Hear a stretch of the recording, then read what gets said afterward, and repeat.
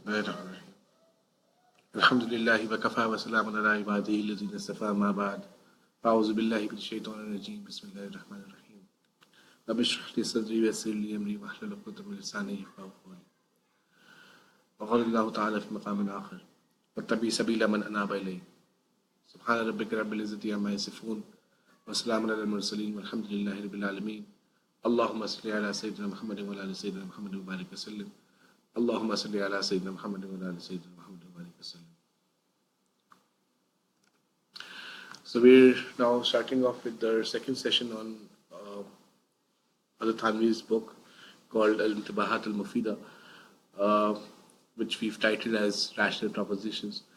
And as we've mentioned in our last session, we're going to basically bind ourselves with the contents of this book and try and look at the modern doubts, not in terms of just answering those doubts, but in terms of trying to address the basic root causes or the basic principles that right down to the basics that actually address the doubts.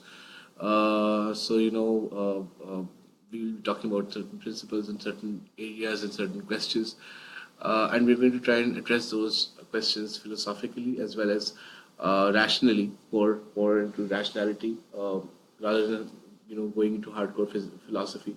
But we are going to talk about those things, and that is the perspective and that is the objective of this particular series of lectures that we're going to do.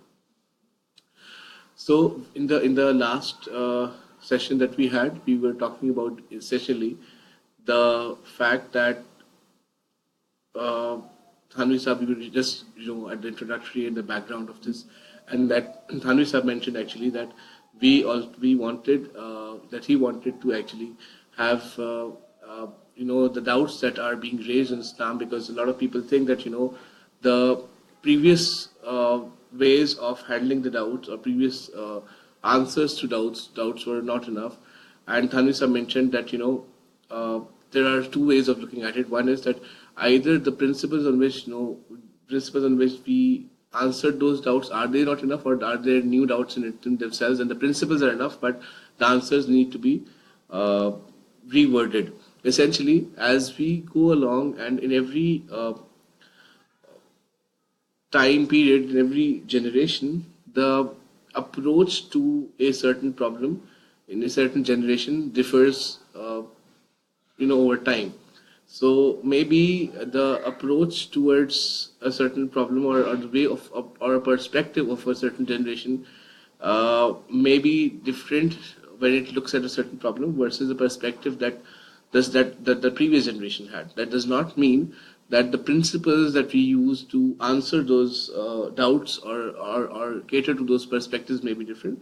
But it does mean that the way those questions are being approached, you have to look at those questions and you have to then either approach things in that way, or look at it from this perspective that those questions should be answered from a level in which both parties can agree to a certain approach, and then we can answer those questions.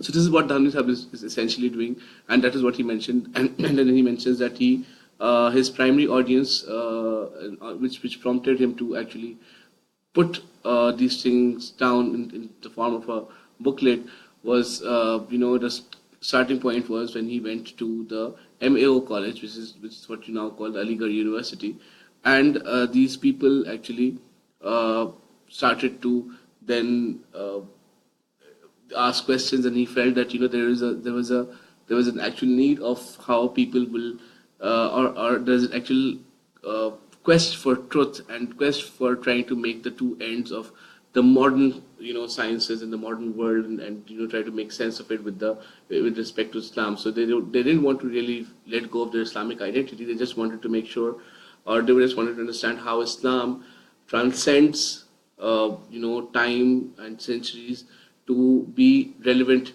to them at that point in time, and therefore to us at our points in time. And we'll see that most of the doubts that are being raised are still applicable today and are still answerable today. And then Thanvi Sahib obviously talked about there are several reasons why people actually, even if then he says that there are two ways of doing this, and that is why Thanvi Sahib is called Hakimul Ummat, because he actually goes down to the root cause and tries to identify where the problem is.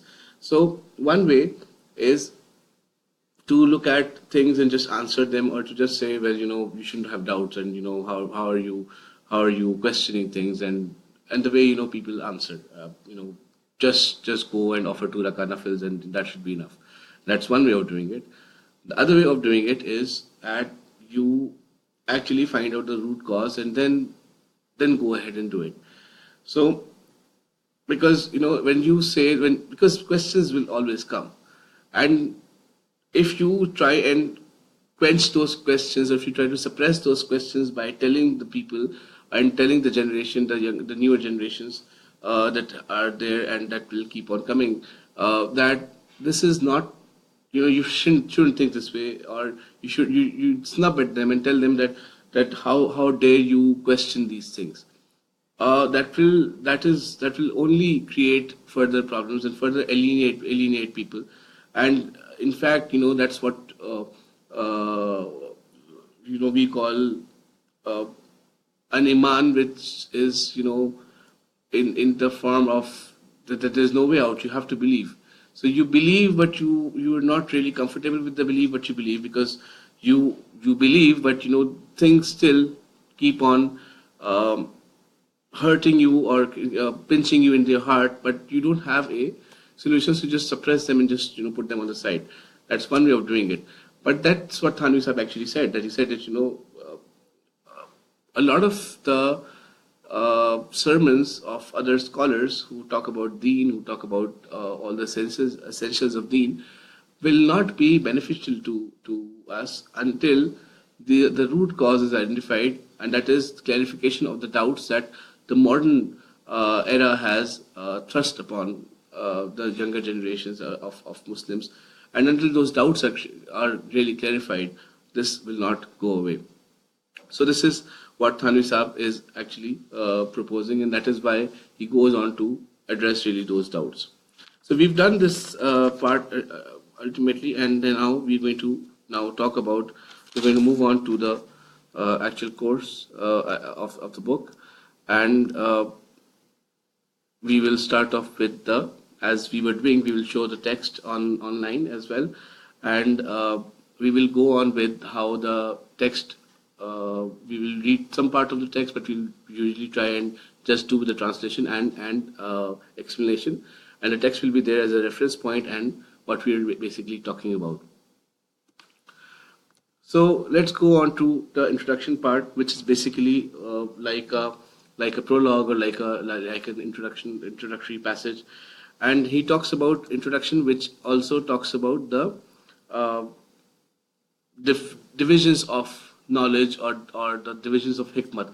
Hikmat, when we say hikmat, is essentially the aspects where which we call philosophy, or we call knowledge, or we call the sciences, and so on. So, but in the philosophical sense, hikmat actually means philosophy. And Hakim basically means philosopher.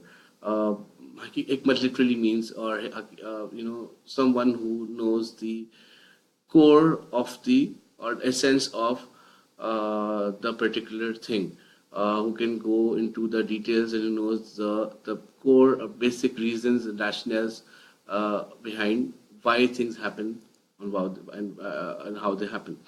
So he's going to talk about this.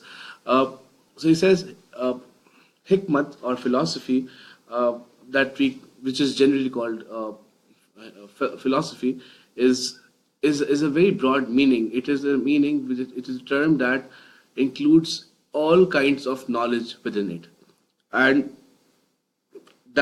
in it, Sharia is also included. So basically, there are when you look at philosophy now, philosophy has come to mean a lot of things, obviously. But when you look at philosophy, or the hikmah, or the sciences, or the knowledge means knowledge is a very, very broad term, or philosophy is a very broad term. And in those philosophies, in those things, essentially, this means that all kinds of knowledge will fall under hikmah in the first place. And when you look at that, you mean that it means that even Sharia, the knowledge of the Sharia and all its branches will fall under hikmah, will fall under the science of philosophy, because philosophy means the knowledge of the love of knowledge, or the knowledge of things. So therefore, it will be under Sharia as well. So Sharia in itself, and this is a big thing that Hazrat Thanvi Sahib is actually saying. He's not saying that hikmah is part of the Sharia, but he's saying Sharia is part of the hikmah. And there's a reason why he's saying that, and we'll just take us we'll just go through that in a bit. Now, because Sharia is part of the hikmah, therefore we are going to talk. Therefore, this is the reason why Sharia is, and all these reasons and all these things are being discussed in the first place. Because if Sharia was not related to philosophy, we wouldn't be discussing this in the first place, right? So he is saying that the most important, the logical thing is that Sharia is part of the overall sciences, or the overall knowledge, or the overall philosophy, or thing that we call philosophy. And then he says that knowledge, or hikmah, is essentially the name of the knowledge of realities that exist in the way that they are, right? So hikmat नाम है हक़ाइक़ मौजूदा के इल्म का जो मुताबिक वाक़े के हो. So whatever is the knowledge, when what you call philosophy is the knowledge of things as they are, and in the aspect, in the way that they will lead to some excellence, right? It does not mean that they will lead to, that knowledge is knowledge of things which are anything. It's not just anything. It is something in which, it leads to a higher level of knowledge, or higher truth, or let's say a knowledge that leads to a certain excellence, or certain way of thinking. So, for example, what he says is kamal mu'tad bihi, which basically means that this is something that will lead to the acquisition of some kind of excellence. So, for example, the knowledge of, let's say, how to cook food is maybe a very small sub branch, or a branch of knowledge, but it's not. You don't call it philosophy. You don't call it because that's not really an excellence, level of excellence. Level of excellence, which mean that these things, for example, are part of the understanding of the world that we do, and these are not things that are essentially things that you acquire naturally. These are things, but the things that you acquire after spending some effort. For example, trying to construct a building. For example, trying to solve a mathematical problem. These are branches that lead to excellence and acquisition of excellence, and therefore that is what he's saying. So this is the boundary that he sets. It's not just knowledge. It's not just knowledge, because a child also has knowledge of a lot of things, but you don't call his knowledge of seeing how to drink milk hikmah. You don't call it philosophy. You don't call it science. But the rationale, the reason, and the science behind the biological aspects is what you would call hikmah, or what you would call philosophy. So these are different things that we're talking about. And then he says, और जितने उलूम हैं सब में किसी न किसी हकीकत के अहकाम ही मज़कूर होते हैं, that whatever knowledge that we have, whatever sciences that we know of, all of them will have some rulings regarding something or the other. It's not that we have knowledge that is basically, essentially not related to something. So whatever knowledge that you know of, whatever information that you know of, that information or that knowledge actually deals with some kind of rationale behind something. So basically philosophy is that, one, it is knowledge which includes all knowledge. Sharia is part of the philosophy or philosophical aspects, and philosophy in itself is knowing of realities as they are, and things that will lead to the acquisition of some kind of excellence. So this is what essentially he is saying.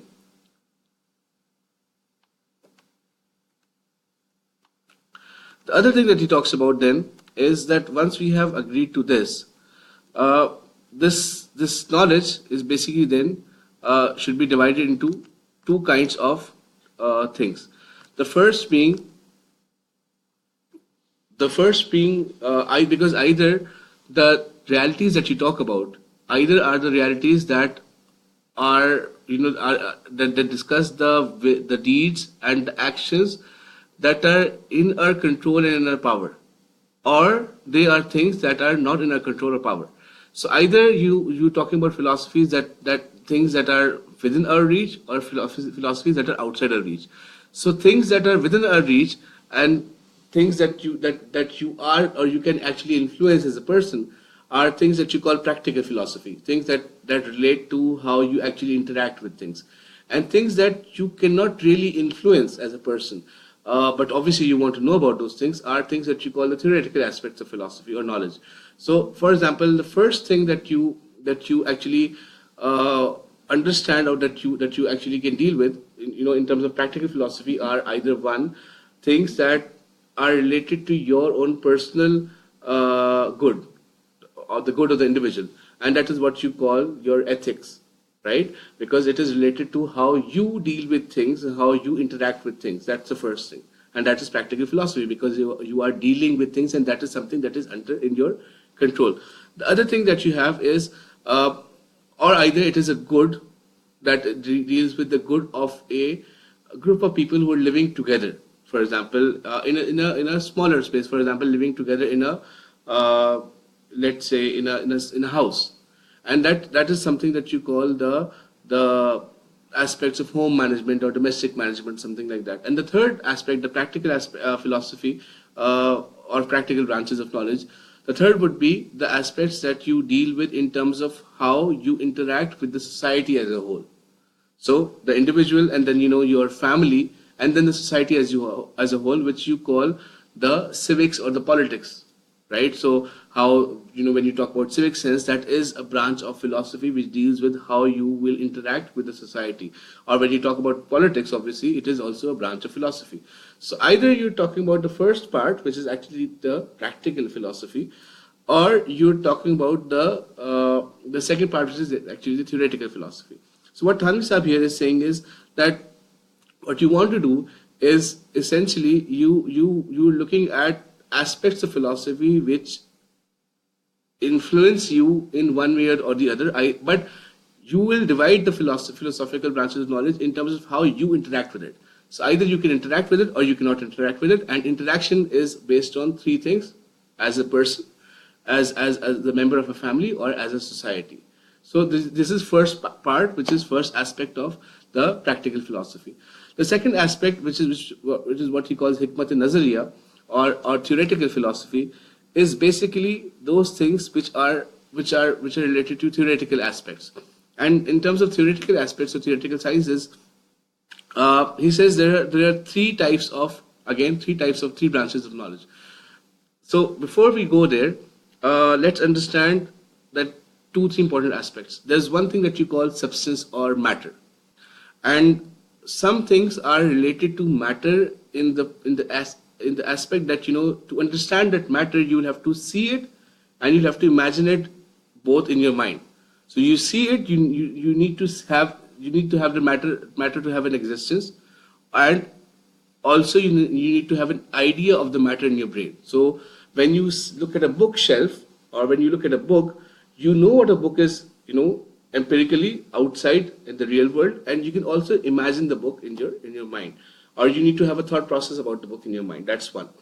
The other thing is that sometimes you may not have that thing out in the outside world. You may not need to have an existence of that particular thing, so it may not have a physical existence, so to say, but you need to have an idea of it in your mind. It should be intrinsically built in your mind, and that's one part of it. And then there are some things, or there would be an idea that does not exist in the outside world, and you may not be able to comprehend it intrinsically in your mind as well, right? So because some things are possible that you have no idea about them, and you've not seen them, or they don't exist outside in the outside world. So all those things are possible. This last thing, this thing that does not need a physical existence to exist, and does not nearly need your intrinsic thought process to actually comprehend it, is what you call the knowledge of God. Because God does not need a physical matter, whatever you believe in God or not. The idea behind God is that God will not need a physical matter to be God, or else it is, confined by a space and therefore cannot be God. And you may not be able to comprehend the idea in itself, because to comprehend an idea you need to have some theoretical aspect or guideline for it. But once you have a theoretical aspect or guideline for something, again it is something that you are confining to. So the idea is not really confinable in your mind. So it does not really necessarily need to exist outside in the physical world and in the mental world that you and I make. Right? That's the first thing. So that is what you call the metaphysics, basically, the branch of philosophy that you call the metaphysics.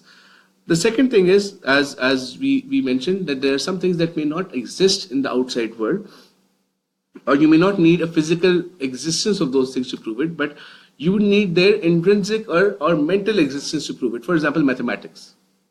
Maths is something that you need to understand in your mind, but you may not need to have a physical presence of mathematics in all aspects. For example, when you talk about theorems and when you talk about all those are things that your mind works through, right? Algebra, for example.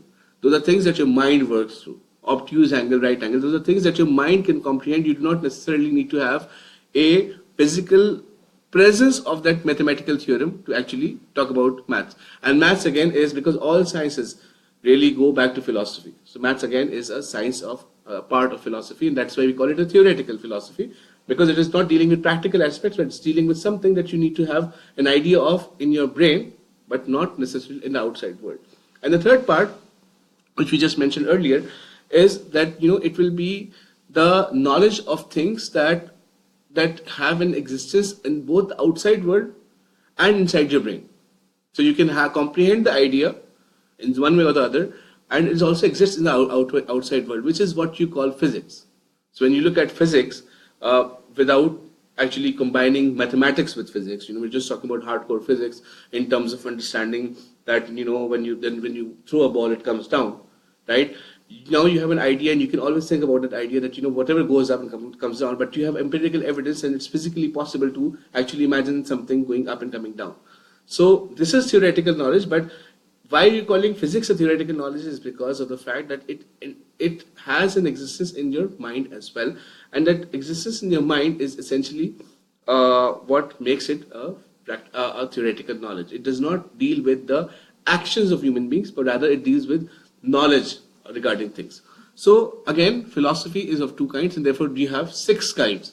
The first 3 were basically the ethics, and then there was the home management, and then there was the civics or the politics aspect, and then there was the metaphysics, the ilm-e-ilahiyat as Maulana Thanvi sahab calls it, and then there's mathematics, which is basically not dependent on the outside existence, but exists in your mind, and then there's physics, which is manifest in the outside world as well as the mind as well.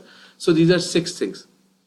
And what he says is from this that essentially it does not mean that there are no other sub-branches. What it means is that whatever sub-branch that you take of philosophy, it will ultimately return back to one of these 6 things. And that is exactly what he's saying. Now what he says is that we have to understand, and that's why he's making Sharia part of philosophy. He says that the real objective of the Sharia is actually to fulfill the obligations towards the Creator and the creation, with the sole purpose of gaining the pleasure of the Creator. So the Sharia, whatever aspects of Sharia there are, they exist to do one thing. With what we say, when we talk to religious people, they say, we only want to do it for Allah Ta'ala. So we're looking at ikhlas, we're looking at raza, we're looking at Allah Subhanahu wa Ta'ala being, being happy with what we do. that we are doing it not for anyone else but for Allah subhanahu wa ta'ala. We're looking at His raza. That's the only objective. So what he says is, whatever are the obligations that we have towards Allah subhanahu wa ta'ala, the huququllah that we say, are basically again to get Allah's raza. And whatever obligations that we fulfill for our fellow human beings or for the creation, huququl ibad, or the rights of the creation, are basically the rights are basically also done, and that's the Shariah's objective, that Allah's raza is the core objective and remains the primary focus. Even though there will be obviously goods, worldly goods attached to it. So, for example, when you pray, when you give zakah, when you give zakat, it is obviously you're giving zakat because no one is asking you, no government is asking you to give zakat, but you're giving zakat because it is a hukum of the Sharia, and you're willing to work on the Sharia or willing to tread on the path of the Sharia, because Sharia is the defined way to gain Allah Ta'ala's pleasure, right? Now, this giving of zakat ultimately leads to a worldly good, because someone will benefit out of it and someone's poverty will be reduced because of zakat.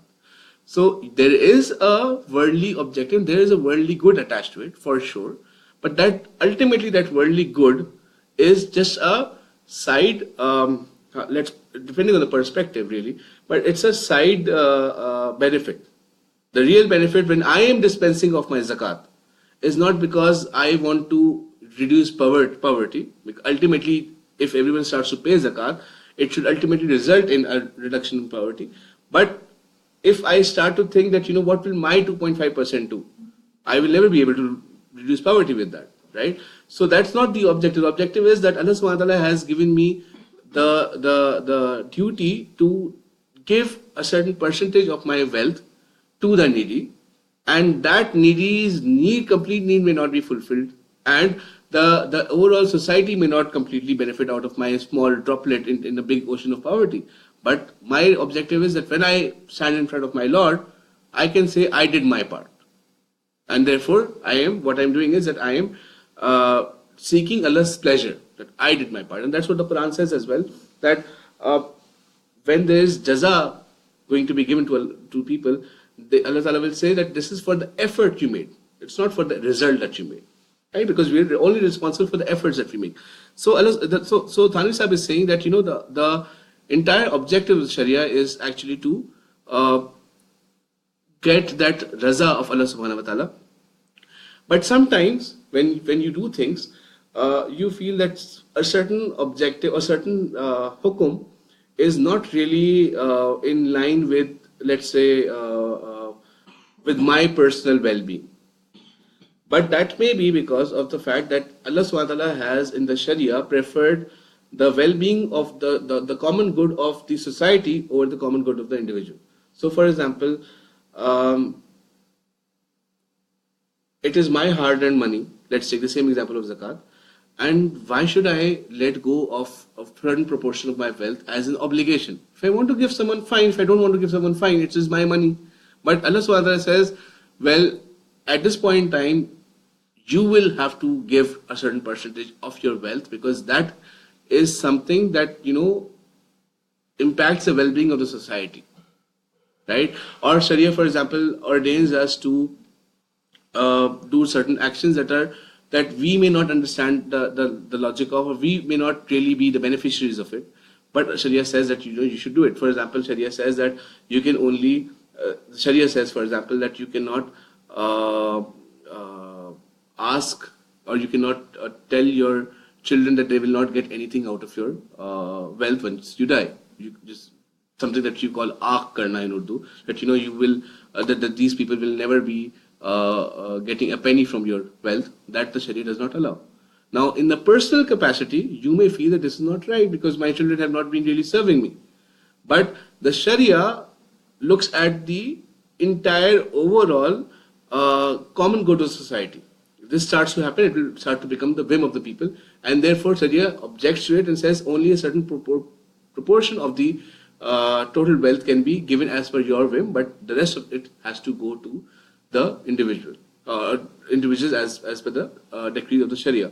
So sometimes it may feel that it is not it is not in line with the worldly good that you think is worldly good, but there Allah subhanahu wa ta'ala has actually ordained and actually thought that the good of the common good of society is much more important than the good of the individual, and that essentially is what also binds the modern day civics as well.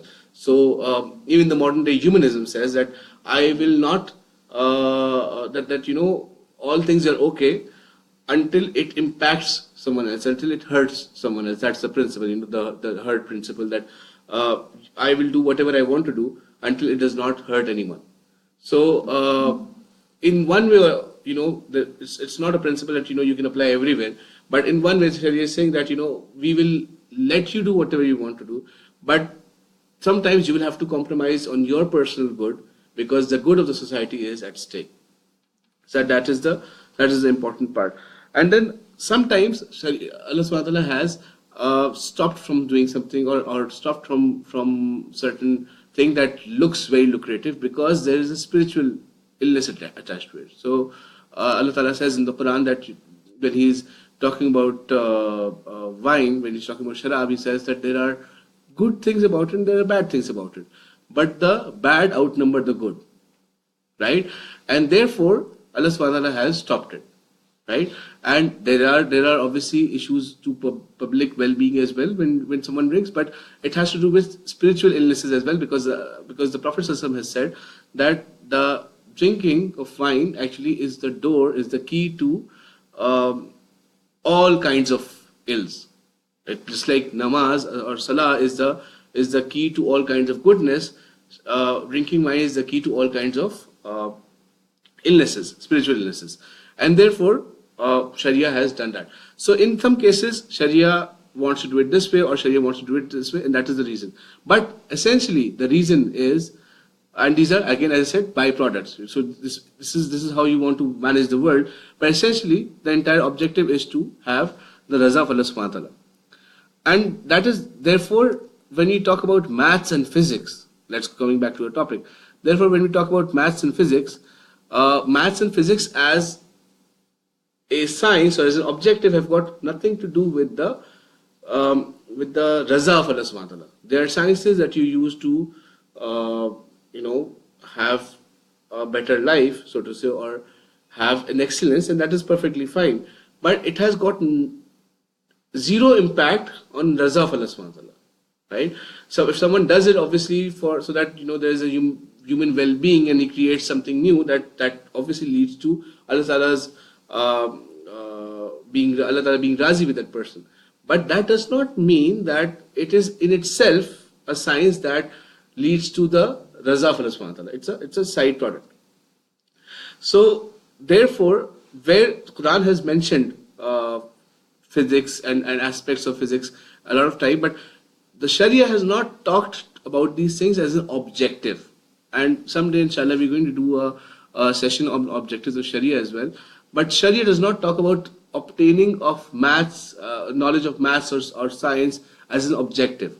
That's something that is essentially required to work as a human being and live as a human being. But that's not the objective of the Sharia. The Sharia in itself, the science being Sharia as a part of philosophy, this part only talks about the aspects where you will lead to the pleasure of Allah subhanahu wa ta'ala. You will lead yourself to the pleasure of Allah subhanahu wa ta'ala. So wherever physics has been mentioned, that has been mentioned in the Quran as well, so it has been mentioned as a tool and as a means to understand and a means to prove a lot of aspects of metaphysics. So for wherever physical aspects and wherever things which we call proofs are mentioned, Allah says, la ayatil ulil albab. So these are signs for people who think. So these are supplementary things that Allah Subhanahu uses to build his argument regarding something. These are not the objectives in themselves. So science, for example, Quran, for example, is not a book of science. It is a book of how people live in this world and how they get to the blessings of the next world. But it does talk about some aspects of science, for example, and a lot of people have worked on mathematical aspects of Quran and so on and so forth. But you cannot say that Quran was revealed to show the mathematical aspects, or the Quran was revealed to show how science is good. It's not a book of science. So therefore, it's not the objective of the Sharia, because Sharia is related to what the Quran and the Hadith come out from. But Allah subhanahu wa ta'ala obviously uses it as a tool. So therefore, when you look at the 6 branches of philosophy, only one branch of theoretical philosophy remains, which is basically the metaphysics, the ilm of God, the knowledge of God, and the 3 knowledge of the practical aspects, which was basically the ethical part, the home management part, and the civics and politics part. So these are the 4 things. When you look at it, these 3 things that we mentioned, the parts of practical philosophy, all of them have to do with the rights of people, and obviously the rights of people are linked with the pleasure of Allah subhanahu wa ta'ala, and then this part of theoretical philosophy, which is what you're calling metaphysics. And therefore, Sharia talks about these things and discusses these things a lot. And therefore, Islamic philosophy, or philosophy as a science, not in terms of philosophy in terms of hardcore philosophy, but philosophy in terms of knowledge, deals with all of these things in the overall space. So one aspect of discussion of Sharia is the knowledge of God, or metaphysics, and within that aspect, therefore, you would have aspects related to the knowledge of wahi, revelation, and you'd have aspects related to the knowledge of prophethood, whether there should be prophethood or not, or whether there should be a last prophet or not, and so on. And then therefore should be then aspects related to the day of judgment and taqdeer and so on and so forth. Because all of this is related to the belief in God. Because once you start to believe in God, you'll have to understand what God is, right? And whether God is, and then there will be questions related to God's existence and whether God is, what properties should a God entail, right? And therefore, the logical question then comes in when you talk about God will be whether God is just or not. And therefore, the discussion on the day of judgment comes in. And when you talk about God, obviously the next logical question is, then if there is a God, what does he want from us? And therefore, the aspects of revelation, wahi, and prophethood also come in. So all of this thing becomes a part of metaphysics and becomes a secondary aspect of metaphysics. That's what you call the ilmul aqaid, or the doctrines and beliefs, the knowledge of doctrines and beliefs, the belief system that you have. And every religious philosophy will have a belief system, which will be essentially related to whether there is one God or 3 or several, or who is, what is the aspect of what happens when the life ends. Do we have another life? Do we have several lives? Do we have no life? What is the purpose of our being? Is it to attain nirvana, or is it to attain the pleasure of God, and so on? So all of this is related to metaphysics. That's one part. The other topic of discussion is what you call is all aspects of practical philosophy, the 3 aspects of practical philosophy that we're talking about. And when you talk about practical philosophy, Sharia looks at practical philosophy not in terms of these names that we talked about, but these names are not really against the Sharia. So when you talk about, for example, ethics and home management, and you talk about politics and civics, Sharia looks at it in different, Sharia calls it in different headings, so to say. So Sharia will talk about ibadat, right? So zakat also is an ibadat, of course. For example, the Sharia talks about ibadat. So some things will be related to the relationship between man and God only, which is ibadat. Or some things will be related to the relationship between man and another man, right? Which is muamlat, so financial dealings, for example. Or some things will be related to the dealings between man and the society, which is what you call muashrat, right? The societal living, civics, for example. And some things will be related to how people, how a person in himself or herself deals with things, or what is his perspective on things. And that will be his ethics and his akhlaq. Right? So Sharia puts it in these 3 headings, in these 4 headings, but essentially they mean the same thing. So akhlaq will be, how you handle yourself and other people, and how you do your civics and so on. So these are not something which are contradictory, but these are things that are actually entwined with each other, and therefore we can know this with a small understanding. Therefore, the knowledge of Sharia is 5. 4 that we've mentioned, and 1 the ilm of aqaid, the ilm of doctrines. Now, what he says is that he does not want to deal with these 5 aspects individually. because that's not really the objective of why he wrote the book.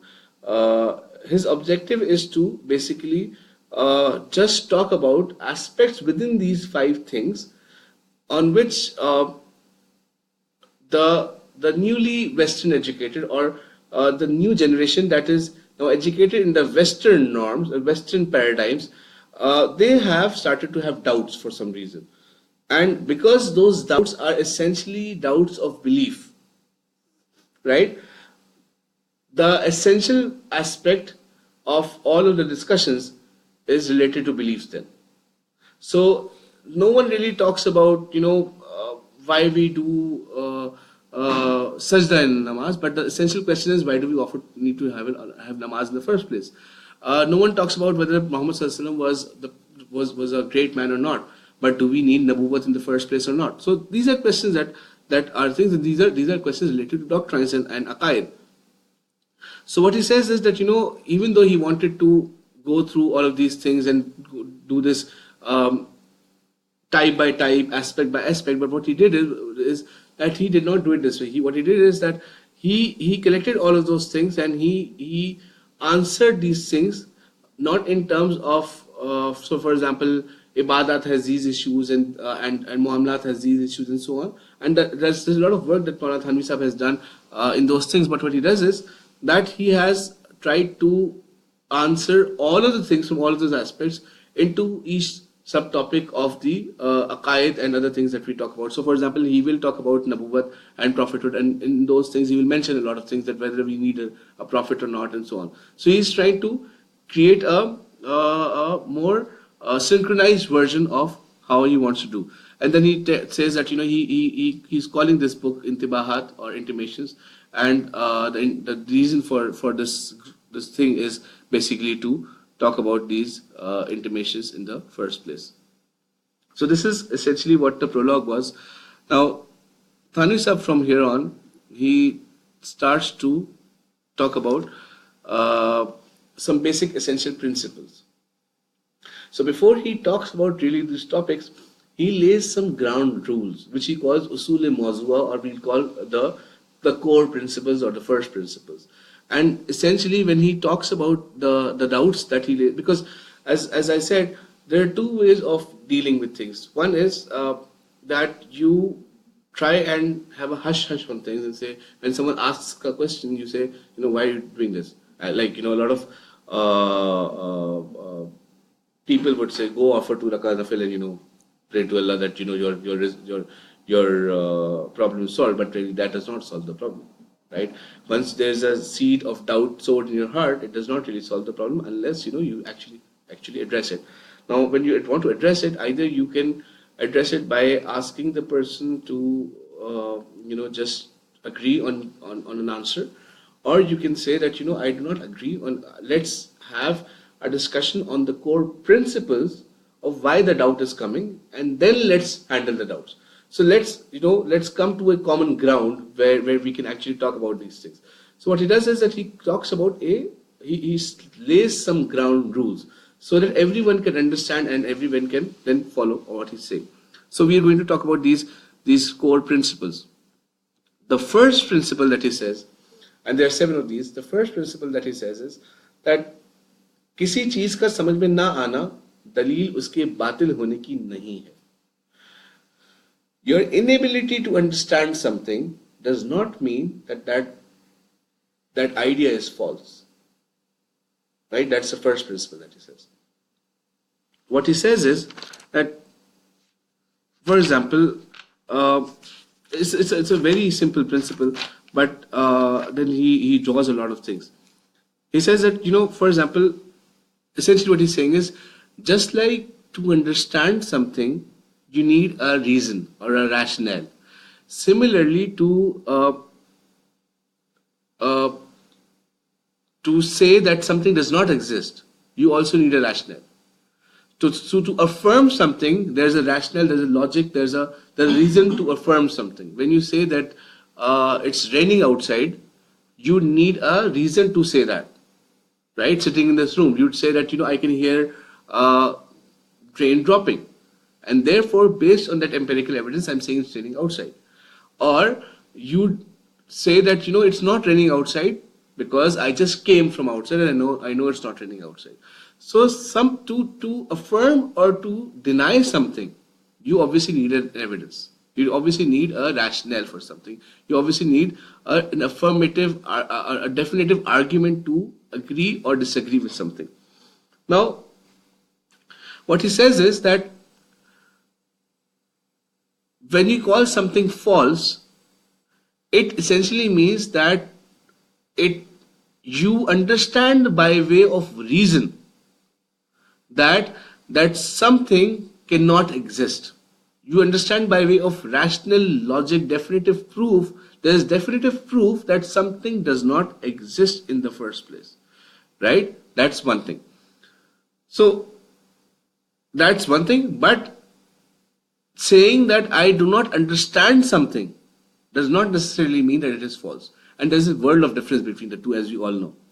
So, for example, when you say that, I do not understand something, it means that because I do not have enough knowledge about something, I have not seen enough evidence about something, I do not have enough empirical evidence, I may say that I do not understand the reasons or the situations in which my mind can understand that a particular thing is occurring, right?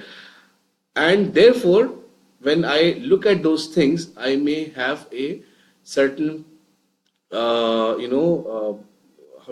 should have some amazement, some wonder. And in my wonderment, I can say, I don't understand, I don't get how this is possible. But that does not mean, because I do not have enough evidence, I may be, amazed by a certain claim being made. But I do not have enough reason to deny that. Right? And he goes on to actually explain it later on. But except for saying that I do not have enough evidence to deny it, I cannot have a rational proof. I do not have a definitive proof. And when you say proof, you're talking about a definitive proof. We're not talking about theoretical proof. We're talking about something that that it is for sure, it is existing like that. So I do not have a rational proof to actually say that that particular thing does not is there or not there.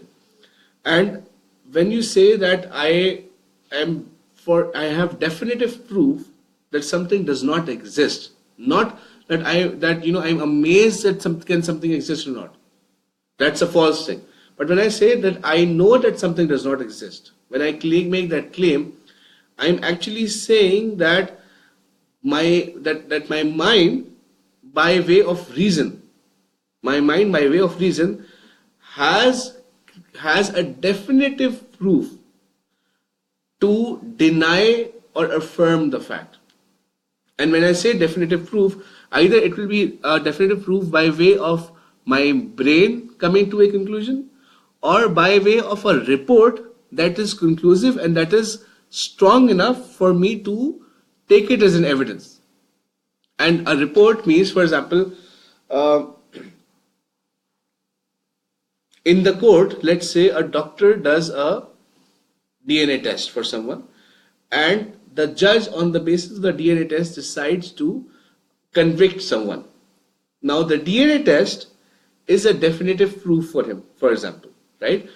That DNA test is based on what? It's based on rational proof, and it's based on the report by a doctor who says that this sample matches. Right? Unless if I were to say that this sample matches, the court will not take my judgment on this. Because my report is not a proof enough, it's not binding enough, it's not strong enough to be a report to be considered for a proof. A doctor's report will be considered proof. And the doctor is looking at it on a rational basis. Right? From a scientific basis. So here you're using, for the doctor, there is a rational, logical proof based on scientific fact which says that there is a proof, and for the judge, when he's passing on a judgment, there is an evidence that says that there's a proof. So for example, when someone says, I saw this man killing another man, the judge takes that evidence on the basis of whether that person is, so he asks questions. Were you there? Were you in that city? Were you in that town? In what circumstances were you there at that place when you saw the murder? And then, there are questions that are asked on whether that person is mentally sound to actually make that kind of claim. If you can prove in the court that that person is not mentally stable, the court will not take that person's claim. If you find that the person is a minor and therefore was emotionally compromised to make that claim, you do not take that claim, right? So this is what you call rational proofs, and proofs that come by way of logic or proofs that come by way of evidence or reports. And this is what we call in philosophy, in Urdu, we call dalil aqli and dalil naqli. Or dalil aqli is things that are based on logic, and dalil naqli are things that are based on naqal, they're based on reports that we get. So for example, he says, this is Thanvi Sahib's example, and I'll read through this in English, but and then we'll explain it further. He says that in his times, for example, let's say this is him writing in the early 19th century, early 20th century. So let's say in a very far off village, and in today's context, let's go to the jungles in Amazon, and there are those people who are not really introduced to the modern world, and somehow you tell that person that person has never seen what a train looks like, right? So if a villager who has never seen a train,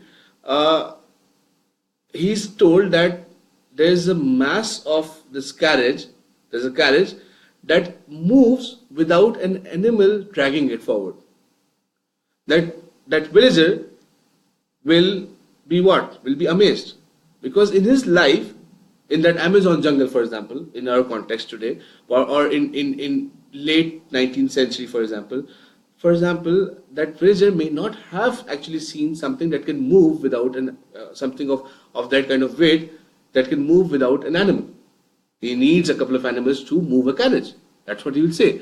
So what he'll say is that this is not possible, right? Or he'll be very surprised. He will be surprised for sure, because that in his reality he cannot comprehend how it looks like, right? It's very much possible because he has never seen something like that. But he cannot, logically speaking, just based on logic, just based on his mind, he cannot actually decide on a proof or a reason. He cannot really affirm or deny this. He cannot actually deny this train in the first place. He does not have any rationale, any reason to deny it, right? Because he may not able to, because his inability to comprehend something cannot result in his denial. And if in itself he says that I want to deny it, right? And just because he does not understand, he wants to deny it, and he starts to deny, or he starts to make fun of the person who is reporting this particular thing. We would say, logically speaking, we'd say that this guy is stupid. Just because he does not understand something does not mean he has the right to deny something, right? That's the first principle. And the reason for calling him, or calling this aspect a foolish thing is because how is it possible that just because you do not understand something, that does not mean that it does not exist. So this is the example of not inability to understand something. However, in the same example of a train, a person gives an example of a train coming from Calcutta to Delhi, and we also can understand because we understand Calcutta and Delhi are way apart, right? Let's use this example and let's call it someone coming from Islamabad to Karachi, right? So if a person travels from Calcutta to Delhi in a train, or Islamabad to Karachi in a train, and in front of the other person, when he gets on the train, he says, I reached from Calcutta to Delhi or Islamabad to Karachi in 1 hour. So this other person is going to deny this for sure. He's going to say it's not possible. Why is it not possible? Because I have enough empirical evidence, my own evidence, and reports from other similar passengers who've been coming on this route for several times. They have told me that it takes full 24 hours to come from Islamabad to Karachi. So coming by train from Islamabad to Karachi in 1 hour is not possible. So this thing is what he calls the witness of other people, right? There are enough witnesses to say that it is not possible to come by train, in the train that we have in Pakistan even today, to come by train from Islamabad to Karachi in less than in an hour or so. So he will deny this person, right? So this is something which, when you say, this is an example of we understanding that we understand that it is not possible. This is an example of saying that it is not possible to happen. It is impossible to happen. So inability to understand is different from something not happening in the first place. Similarly, what he says is, and here is how he makes the point. Similarly, he says that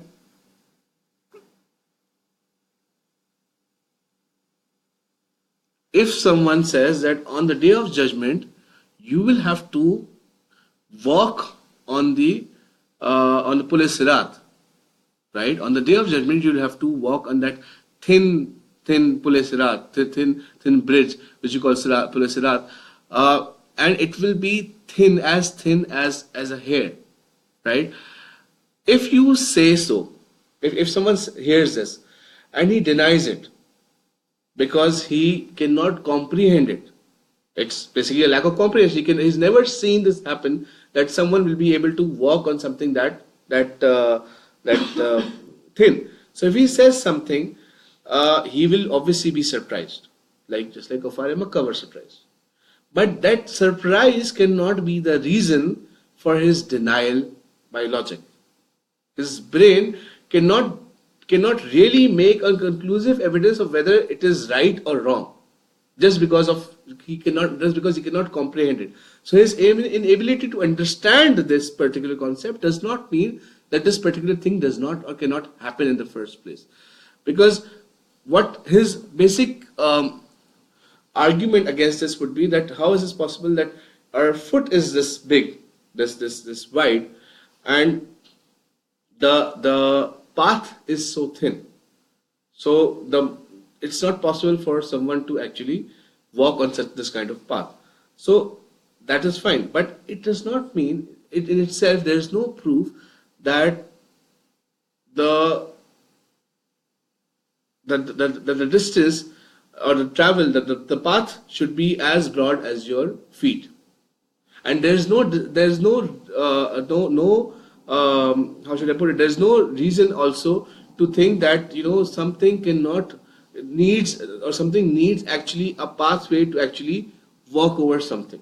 So for example, there are birds that fly from point A to point B actually without using their feet, right? So because someone does not understand something, it does not mean that it's not possible. Yes, it is true that in the normal course of things, the adat of things, the way things actually are in the usual way, no one has actually seen this happen, right? People have seen that people tread on things that can actually hold their feet. However, or some people have seen, but there's the argument against it. We have seen it is possible that a person can walk over something which is thinner than the foot itself. So for example, people walk on ropes, and that is a balancing thing, and they learn how to balance it, and they walk on ropes at all. So because you've seen that people walking on ropes, you're willing to agree to that. But had you not seen people walking on ropes, and we've literally not seen people walking on ropes live, but we've seen that on TV and so on. But because we've seen people walking on ropes, we're willing to agree to that. But that shows that the principle, which is basically the principle of denying it, is that my foot cannot. How can my foot walk on something which is thinner than my foot itself? That is broken in the first place here. If that can happen, and we're amazed, we say wow, but we say it is possible. This can also happen because we do not have a rational proof behind it.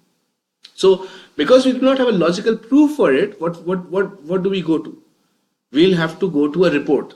When you do not have a logical proof for something, you'll have to go to a report which is strong enough to actually deny or affirm the claim. It's a very simple thing. If you don't know something, the only other option is to actually go for something which is a report.